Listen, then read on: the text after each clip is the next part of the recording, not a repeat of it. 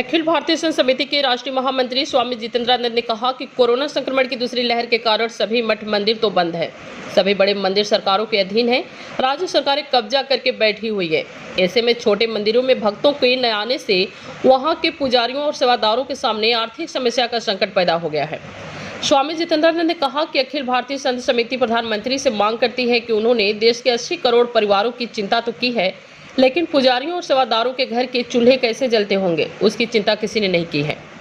स्वामी जितेंद्रानंद ने कहा कि कोरोना संक्रमण काल के दौरान भी अल्पसंख्यक वोटों के कारण सभी ने चर्च के पदारियों और मस्जिदों के मौलानाओं के वेतन की चिंता सभी ने की।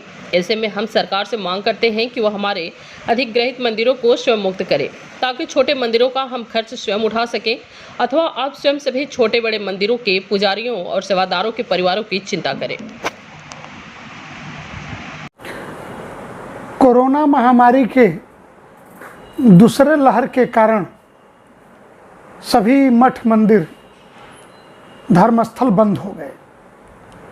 स्वाभाविक है, मस्जिद में मौलानाओं को वेतन देने वालों के मन में यह कदापि विचार नहीं आया होगा कि सारे बड़े मंदिर तो सरकारों के अधीन हैं, राज्य सरकार उस पर कब्जा करके बैठी हुई है, और छोटे मंदिरों में जब भक्त नहीं आएंगे तो पुजारियों से लेकर के वहाँ के सेवादारों तक का भोजन पानी, उनके घर का खर्च कैसे चलता होगा।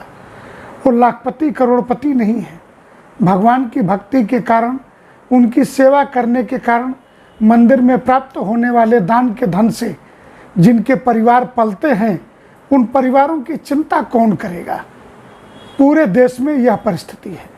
अखिल भारतीय संत समिति भारत सरकार से यह मांग करती है कि माननीय प्रधानमंत्री जी ने देश के 80 करोड़ लोगों के परिवारों की चिंता तो की है, उनके भोजन की चिंता की है, लेकिन हमारे मंदिर के पुजारी और सेवादारों के घरों के चूल्हे कैसे जल रहे हैं, इसकी चिंता किसी ने नहीं की है।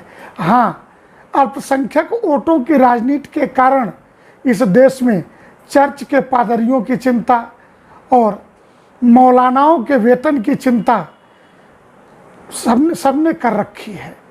हम सरकारों से और जिम्मेदार पदों पे बैठे हुए लोगों से इतना ही कहेंगे कि सनातन धर्म के सब्र की परीक्षा मत लीजिए।